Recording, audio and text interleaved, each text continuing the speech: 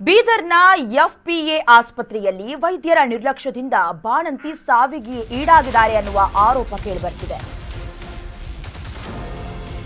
ವೈದ್ಯರ ನಿರ್ಲಕ್ಷ್ಯದಿಂದ ಬಾಣಂತಿ ಸಾವನ್ನಪ್ಪಿದ್ದಾರೆ ಅನ್ನುವ ಆರೋಪ ಕೇಳಿಬರ್ತಿದೆ. ಆಸ್ಪತ್ರೆಯ ಮುಂದೆ ಶವ ಬಿಟ್ಟು ಕುಟುಂಬಸ್ಥರು ಪ್ರೊಟೆಸ್ಟ್ ಮಾಡ್ತಾ ಇದ್ದಾರೆ. ಎಲ್ಲ ಘಟನೆ ಆಗ್ತಾ ಇರೋದು ಬೀದರ್ನ ಎಫ್ಪಿಎ ಹಾಸ್ಪಿಟಲ್ನಲ್ಲಿ. ವಿರುದ್ಧ ಈಗಾಗಲೇ ಸಿಡಿದೆದ್ದು ಕುಟುಂಬಸ್ಥರು ಆಕ್ರೋಶ ಹೊರಹಾಕ್ತಿದ್ದಾರೆ. ಕೆಲಕಾಲ ರಣಾಂಗಣವಾಗಿದ್ದ ಹಾಸ್ಪಿಟಲ್ ಆವರಣ ಬಾಣಂತಿಯನ್ನ ಕಳೆದುಕೊಂಡು ಕುಟುಂಬಸ್ಥರು ರೋಷಾಗ್ನಿಯನ್ನು ಉಗುಳ್ತಿದ್ದಾರೆ. ವೈದ್ಯರ ಬೇಜವಾಬ್ದಾರಿಯಿಂದ ಸಾವಾಗಿದೆ ಅನ್ನುವ ಆರೋಪ. ಕುಟುಂಬಸ್ಥರನ್ನ ಸಮಾಧಾನ ಪಡಿಸೋದಕ್ಕೆ ಖಾಕಿ ಪಡೆ ಸುಸ್ತಾಗೋಗಿದ್ದಾರೆ. ಇನ್ನು ವೈದ್ಯರ ನಿರ್ಲಕ್ಷ್ಯದಿಂದ ಬಾಣಂತಿ ಸಾವನ್ನಪ್ಪಿರುವ ಆರೋಪ ಕೇಳಿ ಬರ್ತಾ ಇದೆ. ಸರಣಿ ಸಾವಾಗಿತ್ತು. ನೀವು ಒಂದಷ್ಟು ದಿನಗಳ ಹಿಂದೆ ರಿವೈಂಡ್ ಮಾಡ್ಕೊಳ್ಳೋದಾದ್ರೆ ಗೊತ್ತಾಗತ್ತೆ. ಈ ಬಿಮ್ಸ್ ಆಸ್ಪತ್ರೆ ಸೇರಿದಂತೆ ಕೆಲ ಜಿಲ್ಲಾಸ್ಪತ್ರೆಗಳಲ್ಲಿ ಬಾಣಂತಿಯರ ಸರಣಿ ಸಾವಾಗ್ತಾ ಇತ್ತು.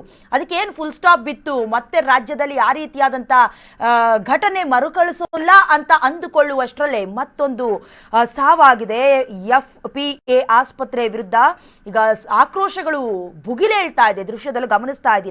ಕೆಲ ಕಾಲ ರಣಾಂಗಣವೇ ಆಗೋಗಿತ್ತು ಆಸ್ಪತ್ರೆಯ ಆವರಣ. ಬಾಣಂತಿಯನ್ನ ಕಳ್ಕೊಂಡು ಕುಟುಂಬಸ್ಥರು ತಮ್ಮ ದುಃಖವನ್ನ ಆಕ್ರೋಶವನ್ನ ಹೊರಹಾಕ್ತಿದ್ದಾರೆ. ನ್ಯಾಯ ಬೇಕು ನಮಗೆ ಅಂತ ವೈದ್ಯರ ಇರ್ರೆಸ್ಪಾನ್ಸಿಬಿಲಿಟಿಯಿಂದ ಸಾವಾಗಿದೆ ಅನ್ನೋದಾಗಿ ಕೂಡ ಆರೋಪಿಸ್ತಿದ್ದಾರೆ. ಇನ್ನು ಪೊಲೀಸರು ಕೂಡ ಸ್ಥಳಕ್ಕೆ ಆಗಮಿಸಲೇಬೇಕಾಗಿತ್ತು. ಪ್ರತಿಭಟನೆಯ ಕಾವು ಆಕ್ರಂದನ ಮುಗಿಲು ಮುಟ್ಟುತ್ತಾ ಇತ್ತು. ಹಾಗಾಗಿ ಕುಟುಂಬಸ್ಥರನ್ನ ಸಮಾಧಾನ ಮಾಡೋದಕ್ಕೆ ಖಾಕಿ ಪಡೆ ಸುಸ್ತಾಗಿತ್ತು. ಹೇಳ್ಬೇಕಂದ್ರೆ ತಪ್ಪ್ಯಾರ್ದು, ಏನ್ ಕತೆ, ಅವ್ರಿಗೇನಾದ್ರೂ ಸಮಸ್ಯೆ ಇತ್ತ, ಯಾವ ಕಾರಣಕ್ಕೆ ಸಾವನ್ನಪ್ಪಿದ್ರು, ಇನ್ ಡೀಟೇಲ್ ಆಗಿ ವರದಿಯನ್ನ ಕೊಟ್ಬಿಟ್ರೆ ಇಷ್ಟೊಂದು ಗಲಾಟೆಗಳು ಪ್ರತಿಭಟನೆಗಳು ಆಗ್ತಾ ಇರಲಿಲ್ಲ. ಬಟ್ ಒಂದೊಂದು ಸಾರಿ ಏನಾಗತ್ತಂತ ಹೇಳಿದ್ರೆ ವೈದ್ಯರು ಕೂಡ ಕ್ಲಾರಿಟಿ ಕೊಡೋದಕ್ಕೂ ಬರೋದೇ ಇಲ್ಲ. ಅದೇನು ಸರ್ಕಾರಿ ಆಸ್ಪತ್ರೆ ಅನ್ನುವಂಥ ನಿರ್ಲಕ್ಷ್ಯನೋ ಅಥವಾ ಯಾರು ಕೇಳೋದಕ್ಕೆ ಬರೋದಿಲ್ಲ ಅನ್ನುವಂಥ ಒಂದು ರೀತಿಯಾದಂಥ ನೆಗ್ಲಿಜೆನ್ಸಿಯೋ ಗೊತ್ತಾಗೋದಿಲ್ಲ. ಸದ್ಯದ ಮಟ್ಟಿಗೆ ಕುಟುಂಬಸ್ಥರ ಆಕ್ರಂದನ, ಬೇಸರ, ನೋವು ಎಲ್ಲವೂ ಕೂಡ ಮುಗಿಲು ಮುಟ್ಟುತ್ತಾ ಇದೆ. ಇನ್ನು ಬಾಣಂತಿಗೆ ನಿನ್ನೆ ಸಂತಾನಹರಣ ಶಸ್ತ್ರ ಟ್ರೀಟ್ಮೆಂಟ್ ಅನ್ನ ನೀಡಲಾಗಿತ್ತು. ಚಿಮಕೋಡ್ ಗ್ರಾಮದ ಮೀನಾಕ್ಷಿಗೆ ನಿನ್ನೆ ಆಪರೇಷನ್ ಆಗಿತ್ತು. ಶೌಚಾಲಯಕ್ಕೆ ತೆರಳಿದಾಗ ಮೀನಾಕ್ಷಿ ಕುಸಿದು ಬಿದ್ದಿದ್ದಾರೆ. ಆಗ ಬಾಣಂತಿಗೆ ಇಂಜೆಕ್ಷನ್ ಅನ್ನ ಎಫ್ಪಿಎ ವೈದ್ಯ ನೀಡಿದ್ದಾರೆ. ಇಂಜೆಕ್ಷನ್ ಬಳಿಕ ಮೀನಾಕ್ಷಿ ಅವರ ಆರೋಗ್ಯದಲ್ಲಿ ಒಂದಷ್ಟು ಏರುಪೇರಾಗಿದೆ. ಅದಾದ ನಂತರ ಬಿಮ್ಸ್ ಆಸ್ಪತ್ರೆಗೆ ಡಾಕ್ಟರ್ ಅಲ್ಲಿ ಕರ್ಕೊಂಡೋಗಿ ಅಂತ ರೆಫರ್ ಮಾಡಿದ್ದಾರೆ. ಬಿಮ್ಸ್ ವೈದ್ಯರು ಪರೀಕ್ಷೆ ಮಾಡಿದಾಗ ಬಾಣಂತಿ ಸಾವನ್ನಪ್ಪಿರೋದು. ಇನ್ನು ಬಿಮ್ಸ್ನಿಂದ ಶವವನ್ನ ತಂದು ಎಫ್ಪಿಎ ಮುಂದೆ ಪ್ರೊಟೆಸ್ಟ್ ಮಾಡ್ತಿದ್ದಾರೆ. ಸಾವಿಗೆ ನ್ಯಾಯ ಬೇಕು ಅಂತ ಕುಟುಂಬಸ್ಥರು ಕಣ್ಣೀರಿಡ್ತಿದ್ದಾರೆ. ನಿನ್ನೆ ಅವರಿಗೆ ಆಪರೇಷನ್ ಆಗಿದೆ, ಸಂತಾನಹರಣ ಶಸ್ತ್ರವಾಗಿದೆ.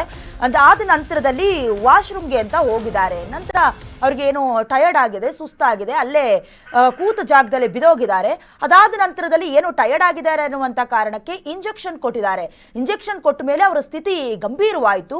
ಆಸ್ಪತ್ರೆಯವರು ನಮ್ಮ ತಲೆ ಮೇಲೆ ಎಳ್ಕೊಳ್ಳೋದು ಯಾಕೆ, ಅದಕ್ಕೆ ಬೇರೆ ಆಸ್ಪತ್ರೆಗೆ ರೆಫರ್ ಮಾಡಿರೋದು.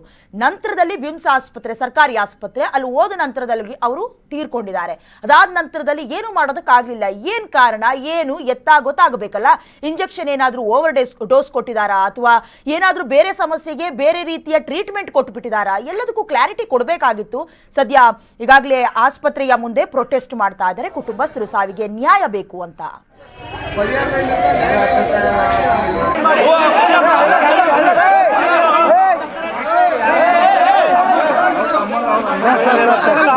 ಏನು ಮಾಡತ್ತಿಲ್ಲ ಸರ್.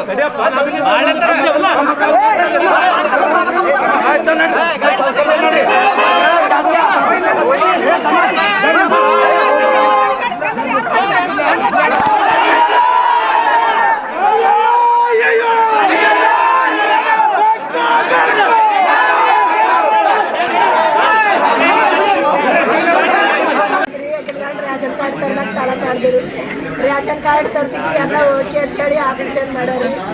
ಆಪರೇಷನ್ ಮಾಡಿದ್ಮೇಲೆ ಅದರ ಯಾಕೋ ತಂಗಿ ಬಂದಿದ್ದೆ ರೀ. ಮುಂದೆ ಏನಾಗ್ಯದ ಅದನ್ನ ನಾ ಬಂದಿದ್ದೆ, ನಾನು ಆರಾಮಿದ್ದೆ. ಕಾಕಿ ನೀವು ಹೋಗ್ಬಿಡು, ಹೋಗುವ ಮಮ್ಮಿ ಬನ್ನಿ ಅಂತ ನೋಡ್ರಿ.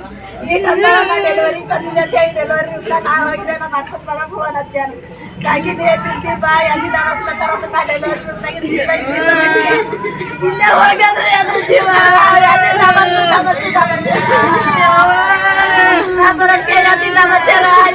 ಅಂತ ಇಲ್ಲೇ ಹೋಗ್ಯಾದ್ರೆ ಅದು ಜೀವ ಹೋಗ್ಯಾದ್ರೆ ಇಲ್ಲೇ ಅಲ್ಲಿ ಸುಮ್ಮನೆ ಕಳಿಸ್ಯಾರೆ. ಕೊಡವಾಗಿ